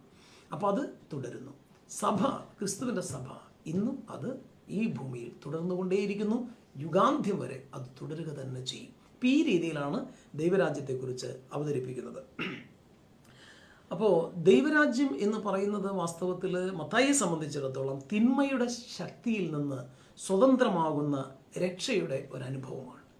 തിന്മയുടെ ശക്തിയിൽ നിന്ന് സ്വതന്ത്രമാകുന്ന രക്ഷയുടെ ഒരനുഭവം. ഒരു പ്രതീകത്തിലൂടെ മത്തായി തന്നെ അവതരിപ്പിക്കുന്ന ഒരു ഉദാഹരണത്തിലൂടെ ഞാനത് പറയാം. പ്രത്യേകിച്ച് മത്തായിയുടെ സുവിശേഷം 28-ാമത്തെ അധ്യായത്തിൽ 51-ാമത്തെ വാക്യത്തിൽ ഒരു പ്രത്യേക കാര്യം നമുക്ക് ശ്രദ്ധിക്കാനുണ്ട്. യേശു ക്രിസ്തു കുരിശിൽ മരിക്കുന്ന സമയം, ആ കുരിശിൽ മരിക്കുന്ന സമയത്ത് ചില പ്രത്യേക സംഭവ വികാസങ്ങൾ നടക്കുന്നു. ഭൂമി ഇരുണ്ടു, സൂര്യൻ അസ്തമിച്ചു, ഭൂമിയിലെങ്ങും അന്ധകാരമായി, പാറകൾ പിളർന്നു എന്നൊക്കെ പറഞ്ഞിട്ട് മത്തായി പറയുന്ന ഒരു പ്രത്യേക കാര്യമുണ്ട്. ദൈവാലയത്തിലെ തിരശീല നെടുകെ കീറിപ്പോയി. ഇത് മത്തായിയുടെ സുവിശേഷത്തിൽ മാത്രമുള്ളൊരു കാര്യമാണ്. വാസ്തവത്തിൽ അത് ദൈവരാജ്യത്തിൻ്റെ വലിയൊരു തുറവിയാണ്. ദൈവരാജ്യത്തിൻ്റെ ഒരു വലിയ തുറവി എങ്ങനെയാണെന്ന് നോക്കാം. അതിനാദ്യം ഈ തിരശീലയുടെ പ്രത്യേകത നമുക്ക് മനസ്സിലാക്കണം. ഈ തിരശീല എന്ന് പറയുന്നത് ജെറൂസലേം ദേവാലയത്തിലെ തിരശീലയാണ്. ജെറൂസലേം ദേവാലയത്തിലെ ഈ തിരശീല അതിവിശുദ്ധ മന്ദിരത്തിൻ്റെ മുൻപിലിട്ടിരിക്കുന്ന തിരശീലയാണ്. ഈ അതിവിശുദ്ധ മന്ദിരം എന്ന് പറയുന്നത് ഇംഗ്ലീഷിൽ ഹോളി ഓഫ് ഹോളീസ് എന്ന് പറയും. കർത്താവിൻ്റെ വാഗ്ദാന പേടകം സൂക്ഷിച്ചിരിക്കുന്ന സ്ഥലമാണ്. കർത്താവിൻ്റെ വാഗ്ദാന പേടകത്തിൽ കർത്താവ് വസിക്കുന്നു. കർത്താവിൻ്റെ വാസസ്ഥലമാണ്. ഷെക്കീന, ഗ്ലോറി എന്ന് പറയും. കർത്താവിൻ്റെ ഇരിപ്പിടമാണ്. അപ്പോൾ അവിടെ എന്തൊക്കെയാണ് ഉള്ളതെന്ന് വെച്ച് കഴിഞ്ഞാൽ, പഴയ നിയമത്തിൽ മോശയുടെ നിയമത്തിൻ്റെ ഫലകം, കൽഫലകം, അതുപോലെ തന്നെ അഹരോൻ്റെ പൗരോഹിത്യത്തിൻ്റെ അടയാളമായ വടി, അതുപോലെ തന്നെ ആകാശത്തിൽ നിന്ന് അത്ഭുതകരമായി വർഷിച്ച മന്നയുടെ ഒരു കൂടം, ഇതൊക്കെയാണ് അതിൽ വെച്ചിരിക്കുക. അപ്പോൾ ആ വാഗ്ദാന പേടകം എന്ന് പറഞ്ഞാൽ വലിയ രക്ഷയുടെ അടയാളമായിട്ടാണ് പഴയ നിയമത്തിൽ നമ്മൾ കാണുക. ഇവിടെ ഇത് വെച്ചിരിക്കുകയാണ്. എന്നിട്ട് ഇതിൻ്റെ മുൻപിൽ ഒരു തിരശീല, 60 അടി നീളം, 30 അടി വീതി, 10 ഇഞ്ച് കനം. ഇതാണ് തിരശീലയുടെ പ്രത്യേകത. എന്താണ് ഈ 10 ഇഞ്ച് കനം എന്ന് ശ്രദ്ധിക്കണം. 10 ഇഞ്ച് കനം എന്ന് പറഞ്ഞാൽ ഒരു ഇഷ്ടികയ്ക്ക് 4 ഇഞ്ചാണ്. അപ്പോൾ 2 ഇഷ്ടികയും പിന്നെ 1 ഇഞ്ചും കൂടി കൂടിയ കനമാണ് 10 ഇഞ്ച് കനം. എന്താണ് ഇതിൻ്റെ കാരണം എന്ന് വെച്ച് കഴിഞ്ഞാൽ, ഈ തിരശ്ശീലയ്ക്ക് അപ്പുറമുള്ള ദൈവത്തിൻ്റെ വാസസ്ഥലത്ത് ഒരു മനുഷ്യൻ്റെ നിഴൽ പോലും വീഴാൻ പാടില്ല. കാരണം എന്താ? ദൈവം അത്യന്തം പരിശുദ്ധനാണ്, മനുഷ്യൻ പാപിയാണ്. അപ്പോൾ പാപിയായ മനുഷ്യൻ്റെ നിഴൽ പോലും വീഴാൻ പാടില്ല. നിഴൽ വീണ ആ നിമിഷം ആ മനുഷ്യൻ മരിക്കും. ഇതാണ് ചിന്ത.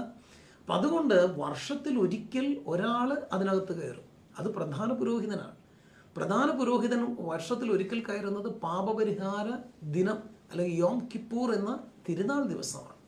ആ പുരോഹിതൻ അവിടെ കയറുമ്പോൾ എന്തിനു വേണ്ടിയാണ് കയറണമെന്ന് വെച്ച് കഴിഞ്ഞാൽ ഈ ഇസ്രായേൽ ജനത്തിൻ്റെ മുഴുവനും പാപങ്ങൾക്ക് വേണ്ടി പരിഹാരം പ്രാർത്ഥിക്കാനാണ്. അവിടെ കയറി അയാൾ വാവിട്ട് കരയും. ഈ പുരോഹിതൻ വാവിട്ട് കരയും ദൈവത്തോട്. ഇനി ഈ പുരോഹിതൻ അവിടെ കയറുമ്പോൾ ഈ പുരോഹിതന് പാപത്തിൻ്റെ കറ പോലും പാടില്ല. എന്തെങ്കിലും പാപക്കറ ഈ പുരോഹിതനുണ്ടെങ്കിൽ ആ നിമിഷം പുരോഹിതൻ അവിടെ വീണ് മരിക്കും. അതാണ് വിശ്വാസം. അതുകൊണ്ട് ഈ പുരോഹിതനകത്ത് കയറുമ്പോൾ ആ പുരോഹിതൻ്റെ വസ്ത്രത്തിന് തന്നെ വലിയ പ്രത്യേകതയുണ്ട്. അദ്ദേഹം ധരിക്കുന്ന തിരുവസ്ത്രത്തിൽ നിറയെ കൊച്ചു കൊച്ചു മണികളാണ്. ഈ പുരോഹിതനകത്ത് കയറുമ്പോൾ മണികിലുക്കം നിന്നാൽ അതിനർത്ഥം നിശ്ചലമായി എന്നാണ്, അയാൾ മരിച്ചു എന്നർത്ഥം. അപ്പോൾ മരിച്ചോ ഇല്ലയോ എന്നറിയാൻ വേണ്ടിയിട്ടാണ് മണി തൂക്കിയിരിക്കുക, നിറച്ച് വസ്ത്രം നിറയെ കൊച്ചു കൊച്ചു മണികൾ. എന്നിട്ട് ഇയാൾ മരിച്ചു കഴിഞ്ഞാൽ ഇയാളുടെ ശരീരം പുറത്തേക്ക് എടുക്കാൻ പറ്റില്ലല്ലോ. അതുകൊണ്ട് അരയിൽ നല്ല മുഴുത്ത റോപ്പ് കെട്ടിയിട്ടാണ് അദ്ദേഹത്തെ അകത്തേക്ക് അയക്കുക.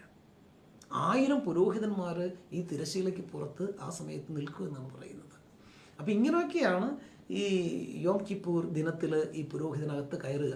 അപ്പോൾ അവിടെ ഈ പുരോഹിതൻ കയറി വാവിട്ട് കരയും. എല്ലാ മനുഷ്യരുടെയും സകല ജനങ്ങളുടെയും പാപങ്ങൾക്ക്, പ്രത്യേകിച്ച് യഹൂദ ജനത്തിൻ്റെ പാപങ്ങൾക്ക് പരിഹാരമായിട്ട് വാവിട്ട് കരയും. ഇങ്ങനെയാണ് അത് വിശുദ്ധ മന്ദിരം. പുരോഹിതന് മാത്രമേ അവിടെ കയറാവൂ എന്നാണ് അതിൻ്റെ പ്രത്യേകത. ഇനി എന്താണ് സംഭവിച്ചതെന്ന് വെച്ച് കഴിഞ്ഞാൽ 10 ഇഞ്ച് കനമുള്ള ഈ തിരശ്ശീല യേശു ക്രിസ്തു കുരിശിൽ മരിച്ച നിമിഷം കീറിപ്പോയി, മുകളിൽ നിന്ന് താഴേക്ക് കീറി. സ്വാഭാവികമായിട്ട് അത് ദൈവത്തിൻ്റെ മാലാഖമാരോ കീറി. എന്താണ് ഈ തിരശ്ശീല കീറിയതിൻ്റെ അർത്ഥം എന്നറിയോ?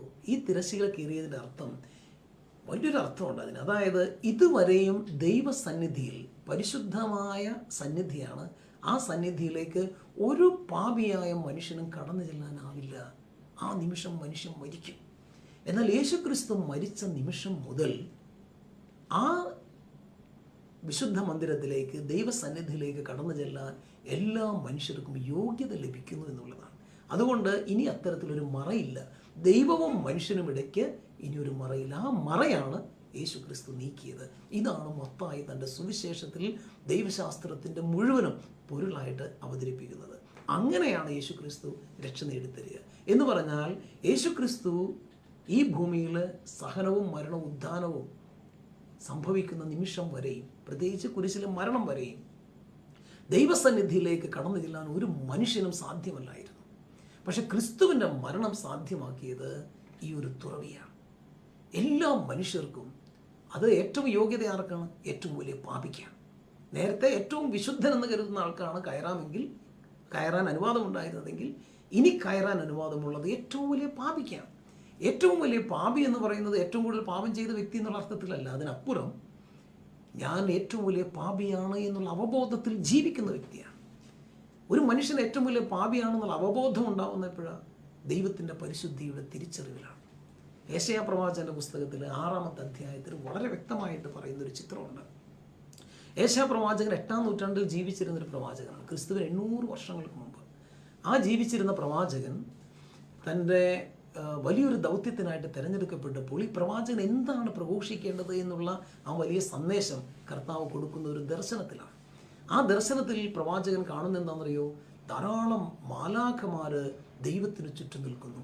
ദൈവം ഒരു സിംഹാസനത്തിൽ ഇരിക്കുകയാണ്. ദൈവത്തിന് ചുറ്റും ധാരാളം മാലാഖമാർ, സെറാഫുകൾ, 6 ചിറകുകൾ വീതമുള്ള സെറാഫുകൾ. 2 ചിറകുകൾ കൊണ്ട് അവർ മുഖം മറച്ച്, 2 ചിറകുകൾ കൊണ്ട് ശരീരം മറച്ച്, 2 ചിറകുകൾ കൊണ്ട് വായുവിൽ പറന്നു നിന്ന് നിരന്തരം ദൈവത്തിൻ്റെ പരിശുദ്ധിയെ വാഴ്ത്തിപ്പാടുന്ന ചിത്രമാണ് പ്രവാചകൻ കാണുക. പരിശുദ്ധൻ, പരിശുദ്ധൻ, പരിശുദ്ധൻ, സൈന്യങ്ങളുടെ കർത്താവായ ദൈവം പരിശുദ്ധൻ. ഉടനെ ദൈവത്തിൻ്റെ പരിശുദ്ധിയെ ദർശിച്ച ഈ പ്രവാചകൻ ഉടനെ വിളിച്ചു പറയുന്നത് എന്നറിയോ? കർത്താവേ, ഞാൻ പാപിയാണ് എന്നാണ്. അപ്പോൾ ഒരു മാലാഖ ഒരു തീക്കനൽ കൊണ്ടുവന്ന് ഈ പ്രവാചകന്റെ നാവിൽ സ്പർശിക്കുകയും അദ്ദേഹം വിശുദ്ധീകരിക്കപ്പെടുകയും ചെയ്തു എന്നാണ്. എന്ന് പറഞ്ഞാൽ ദൈവത്തിൻ്റെ പരിശുദ്ധിയെ തിരിച്ചറിയുന്ന മനുഷ്യരാണ് യഥാർത്ഥത്തിൽ പാപബോധം ഉണ്ടാവുക. ഫ്രാൻസിസ് പാപ്പയോട് ഒരു പ്രാവശ്യം ഫ്രാൻസിസ് അങ്ങ് ശരിക്കും ആരാണ് എന്നൊരു ഇൻ്റർവ്യൂവിൽ ഒരാൾ ചോദിച്ചു. അപ്പോൾ ഫ്രാൻസിസ് പാപ്പ പറഞ്ഞത്, ഞാൻ വലിയ പാപിയാണ് എന്നാണ്. ഒരു മനുഷ്യൻ ഏറ്റവും വലിയ പാപിയാണ് എന്നുള്ള തിരിച്ചറിവുണ്ടാവുന്നത് ദൈവത്തോട് അടുക്കുമ്പോഴാണ്, ദൈവത്തിൻ്റെ പരിശുദ്ധിയുടെ തിരിച്ചറിവിലാണ്. ഇതാണ് യേശു ക്രിസ്തു പ്രിയപ്പെട്ടവരെ ഇവിടെ സാധ്യമാക്കി തന്നത്. അപ്പോൾ നമ്മൾ ഏറ്റവും വലിയ പാപിയാണ് എന്നുള്ള അവബോധത്തോടെ ജീവിക്കുന്ന മനുഷ്യനാണ് ദൈവസന്നിധിയിൽ കടന്നു ചെല്ലാനുള്ള ഏറ്റവും വലിയ യോഗ്യത. അതുകൊണ്ട് എല്ലാ പാപികൾക്കുമായിട്ട് യേശു ക്രിസ്തു ഒരു തുറന്ന വാതിൽ തൻ്റെ മരണം വഴി സാധ്യമാക്കി എന്നുള്ളതാണ് എൻ്റെ പ്രത്യേകത. അപ്പോൾ ആദിയിൽ സമാരംഭിച്ച ആ ദൈവരാജ്യം അന്ത്യത്തിൽ പൂർത്തീകരിക്കുന്നത് വരെ നമ്മളത് ഈ ഭൂമിയിൽ അനുഭവിച്ചു കൊണ്ടിരിക്കുന്നു എന്നാണ് അതിൻ്റെ പ്രത്യേകത. അപ്പോൾ ദൈവരാജ്യം എന്ന് പറയുന്നത് വാസ്തവത്തിൽ സഭയല്ല, സഭ ദൈവരാജ്യമല്ല, മറിച്ച് ദൈവരാജ്യത്തിലേക്കുള്ള ഒരു യാത്രയ്ക്ക് സഭ വലിയ സഹായകമാണ്. എന്ന് പറഞ്ഞാൽ ദൈവരാജ്യത്തിൻ്റെ യുഗാന്ത്യം വരെ എത്തുന്ന സമയം വരെയും സഭയാണ് ഈ ദൈവരാജ്യത്തിൻ്റെ പ്രഘോഷക. ക്രിസ്തുവിനെ ഈ ലോകത്തിൽ പ്രഘോഷിക്കാൻ കടപ്പെട്ടിരിക്കുന്നത് സഭയാണ്. എല്ലാ മനുഷ്യരെയും ക്രിസ്തു സാധ്യമാക്കിയ ഈ രക്ഷയിലേക്ക് കൈപിടിച്ചുയർത്താൻ വിളിക്കപ്പെട്ടിരിക്കുന്നത് സഭയാണ്. അതുകൊണ്ട് ഓരോ മനുഷ്യൻ്റെയും മാനസാന്തരം സഭയുടെ ലക്ഷ്യമാണ്. ഓരോ മനുഷ്യനും പരസ്നേഹത്തിലും ദൈവസ്നേഹത്തിലും ജീവിച്ച് ദൈവിക രക്ഷ സ്വന്തമാക്കുന്നത് വരെയും സഭ ഈ ദൗത്യം തുടർന്നുകൊണ്ടേയിരിക്കുന്നു എന്നുള്ളതാണ്. ഇതാണ് മത്തായി അവതരിപ്പിക്കുന്ന ഒരു പ്രധാനപ്പെട്ട ചിന്ത. ഇതുപോലെ തന്നെ നമ്മൾ ഓർക്കണം, മത്തായി അവതരിപ്പിക്കുന്ന പ്രധാനപ്പെട്ട മറ്റൊരു ചിന്തയാണ് സഭയുടെ ഉത്ഭവം ക്രിസ്തുവിൽ നിന്നാണ്. ക്രിസ്തുവിൻ്റെ അത്ഭുത പ്രവൃത്തികളും ക്രിസ്തുവിൻ്റെ പാപമോചന ദൗത്യവും എല്ലാം സഭയിൽ ഇന്നും തുടരുന്നു. ഇന്നും സഭയിലൂടെ ക്രിസ്തു തൻ്റെ അത്ഭുത കൃത്യങ്ങൾ നിർവഹിക്കുന്നു. തൻ്റെ പാപമോചന പ്രവൃത്തികൾ ഇന്നും തുടരുന്നു. അതുകൊണ്ട് ഓരോ വ്യക്തിയും, സഭയിൽ ജീവിക്കുന്ന ഓരോ വ്യക്തിയും ക്രിസ്തുവിൽ പങ്കുചേരുന്നു, മാമോദീസായിലൂടെ പങ്കുചേരുന്നു, ക്രിസ്തുവിൻ്റെ രക്ഷ അതിലൂടെ സ്വായത്തമാക്കുന്നു. ഇതെല്ലാം സാധ്യമാകുന്നത് സഭയിലൂടെയാണ്. ഇതാണ് നമ്മൾ പ്രധാനമായിട്ട് ഇവിടെ കാണുക. ഇനി ഒരു ചെറിയ കാര്യം കൂടി പറഞ്ഞ് നമുക്ക് അവസാനിപ്പിക്കാം. യേശു ആര് എന്ന വലിയൊരു ചോദ്യം മത്തായിയുടെ സുവിശേഷത്തിൽ പ്രകടമാകുമ്പോൾ ആ ചോദ്യം ചോദിക്കുന്ന രണ്ട് പേര്, ഒന്ന് സാത്താനാണ്. ആരാണ് യേശു എന്ന ചോദ്യം മത്തായിയുടെ സുവിശേഷം 8-ാം അധ്യായം 29-ാമത്തെ വാക്യത്തിൽ ആരാണ് യേശു എന്നുള്ള ചോദ്യം സാത്താൻ പോലും വിറക്കുന്ന ഒരു അന്തരീക്ഷം. യേശു ക്രിസ്തു ദൈവപുത്രനാണ് എന്നുള്ള വലിയൊരു പ്രഘോഷണം അവിടെ നടക്കുന്നു. മറ്റൊന്ന്, യേശുവിനെ അറിയാത്ത, കേട്ടിട്ടില്ലാത്ത വിജാതീയ സമൂഹം ആരാണ് യേശു എന്ന് അന്വേഷിക്കുന്നു. അപ്പോൾ ഈ രണ്ട് ചിന്തകൾ, യേശു ദൈവപുത്രനാണ് എന്ന് പറയുമ്പോൾ ആ ദൈവപുത്രൻ്റെ പേര് കേൾക്കുമ്പോൾ വിറക്കുന്ന സാത്താൻ, ദൈവപുത്രൻ്റെ പേര് കേൾക്കുമ്പോൾ ആകർഷിക്കപ്പെടുന്ന വിജാതീയ സമൂഹം, ഇതാണ് മത്തായി അവതരിപ്പിക്കുന്ന സുന്ദരമായ ചിത്രം. അപ്പോൾ യേശു എന്നത് സാത്താന് ഭയം ജനിപ്പിക്കുന്ന വലിയ ശക്തിയാണ്. യേശു എന്നത് വിജാതീയ സമൂഹത്തെയും ലോക സമൂഹത്തെ മുഴുവനെയും രക്ഷയിലേക്ക് ആകർഷിക്കുന്ന ദൈവപുത്രനാണ്. ഒരേ സമയം ശക്തനും വിനയാന്യതനുമാണ്. തൻ്റെ പെസഹ രഹസ്യങ്ങളിലൂടെ ജീവിതം മോചനദ്രവ്യമായി നൽകി എല്ലാ മനുഷ്യരെയും രക്ഷിച്ചവനാണ്. അന്ത്യവിധിയിലെ ന്യായാധിപനും രക്ഷകനുമാണ്. ഇതാണ് യേശു ക്രിസ്തു. അന്ത്യവിധിയിൽ ഒരേ സമയം ന്യായാധിപനുമാണ്, അതേസമയം തന്നെ രക്ഷകനുമാണ്. അതുകൊണ്ട് യേശുവിൻ്റെ സഭ ഒരു പഴയ നിയമത്തിലെ ഇസ്രായേലിൻ്റെ തുടക്കമായിട്ടല്ല ഈ ഭൂമിയിൽ അസ്തിത്വം നിലനിർത്തുന്നത്. അതിനപ്പുറം ഒരു പുതിയ സമൂഹമായിട്ടാണ്, ഒരു വിശ്വാസി സമൂഹമായിട്ടാണ്. പത്രോസ് ആകുന്ന പാറയിൽ പണിയപ്പെട്ട സഭയാണ്. പത്രോസ് വഴി അഴിക്കാനും കെട്ടാനും അധികാരം ലഭിച്ച സഭയാണ്. പത്രോസ് തന്നെ ശിഷ്യ സമൂഹത്തിൻ്റെ നേതാവായിട്ട് നിലകൊള്ളുന്നു. അതുപോലെ വഴിതെറ്റിയവരെ അന്വേഷിക്കുന്ന സഭയാണ്. പരിധികളില്ലാത്ത ക്ഷമയും കാരുണ്യവും പ്രകടിപ്പിക്കുന്ന സഭയാണ്. യുഗാന്ത്യോന്മുഖമായി സഞ്ചരിക്കുന്ന സഭയാണ്. ലോകാന്ത്യം വരെ യേശുവിൻ്റെ ദൗത്യം തുടരുന്ന സഭയാണ്. ക്രിസ്തു ശിഷ്യത്വത്തിലേക്ക് ഏവരെയും ക്ഷണിക്കുന്ന സഭയാണ്. ശിഷ്യത്വം എന്ന് പറയുന്നത് വെറും ഒരു അനുകരണമായിട്ടല്ല, മറിച്ച് യേശു ക്രിസ്തുവിൽ ഒരു ജീവിതമാണ് എന്ന് ലോകത്തിന് സാക്ഷ്യപ്പെടുത്തുന്ന സഭയാണ്. ഈ രീതിയിൽ സഭയോട് ചേർന്ന് ക്രിസ്തുവിൻ്റെ ശിഷ്യത്വത്തിൽ വളരാനുള്ള ഒരു വിളിയാണ് മത്തായിയുടെ സുവിശേഷം നമുക്ക് തരിക. എല്ലാത്തിലുപരി മത്തായിയുടെ സുവിശേഷത്തിൽ പറയുന്ന സുന്ദരമായ ഒരു ഗോൾഡൻ റൂൾ, സുവർണ നിയമം, അതുകൂടി പറഞ്ഞ് നമുക്ക് അവസാനിപ്പിക്കാം. മത്തായിയുടെ സുവിശേഷം 7-ാം അധ്യായം 12-ാം വാക്യത്തിൽ മറ്റുള്ളവർ നിങ്ങൾക്ക് ചെയ്തു തരണമെന്ന് നിങ്ങൾ ആഗ്രഹിക്കുന്നത് എല്ലാം നിങ്ങൾ അവർക്ക് ചെയ്യുവിൻ. ഇതാണ് നിയമവും പ്രവാചകന്മാരും. ഇതാണ് മത്തായിയുടെ സുവിശേഷത്തിൽ പറയുന്ന സുവർണ്ണ നിയമം. അതുകൊണ്ട് ക്രിസ്തുവിൻ്റെ മുഴുവനും സ്നേഹവും, ക്രിസ്തുവിൻ്റെ മുഴുവനും കരുതലും, ക്രിസ്തുവിൻ്റെ മുഴുവനും രക്ഷയും സഭയിൽ ഇന്ന് അനുഭവിക്കാൻ സാധ്യമാകുന്നു എന്ന വ്യക്തമായൊരു ചിത്രം മത്തായി തൻ്റെ സുവിശേഷത്തിൽ അവതരിപ്പിക്കുന്നുണ്ട്. പ്രിയപ്പെട്ടവരെ, എന്നെ ഇതുവരെ ശ്രവിച്ച നിങ്ങൾക്ക് എല്ലാവർക്കും ഞാൻ നന്ദി പറയുകയാണ്. മത്തായിയുടെ സുവിശേഷത്തിൽ നമ്മൾ മനസ്സിലാക്കിയ യേശു ക്രിസ്തു ഇന്നും ജീവിക്കുന്ന നമ്മുടെ രക്ഷകനാണ്. ആ യേശു ക്രിസ്തു വിജാതീയർക്ക് മുഴുവനും സമാശ്വാസം പകർന്നവരാണ്. യഹൂദരുടെ വിശ്വാസത്തെക്കാൾ ശ്രേഷ്ഠമായ വിശ്വാസം വിജാതീയരുടെ വിശ്വാസമാണെന്ന് കണ്ടെത്തിയ രക്ഷകനാണ്. അതിനുള്ളൊരു കാരണം അവരുടെ വിശ്വാസം നിഷ്കളങ്കമായിരുന്നു. ആചാരാനുഷ്ഠാനങ്ങൾക്കും നിയമങ്ങൾക്കും ഒക്കെ അപ്പുറം നിഷ്കളങ്കമായ വിശ്വാസത്തോടുകൂടെ യേശുവിനെ സമീപിച്ചവരായിരുന്നു വിജാതീയർ. അവരുടെ വിശ്വാസത്തെ ഏറ്റവും ശ്രേഷ്ഠമായി കരുതി അവരെല്ലാവരെയും രക്ഷയിലേക്ക് നയിച്ചവനാണ് യേശു. ഒപ്പം തന്നെ മത്തായി തൻ്റെ സുവിശേഷത്തിൽ യേശുവിൻ്റെ മരണത്തിൽ അവതരിപ്പിക്കുന്ന ചിത്രം ഒരിക്കൽ കൂടെ നമുക്ക് ഓർക്കാം. ദേവാലയത്തിൽ തിരശ്ശീല നെടുകെ കീറി എല്ലാ മനുഷ്യർക്കും, ഏറ്റവും വലിയ പാപിയായ മനുഷ്യൻ ആദ്യം ദൈവസന്നിധിയിലേക്ക് കടന്നു ചെല്ലാനുള്ള തുറവി, ആ വാതിൽ യേശു തൻ്റെ മരണത്തിലൂടെ സാധ്യമാക്കി. യേശുവിനെ രക്ഷകനും രാജാവുമായി നമ്മുടെ ജീവിതത്തിൽ എപ്പോഴും നമുക്ക് വിശ്വസിക്കുകയും ആരാധിക്കുകയും ചെയ്യാം.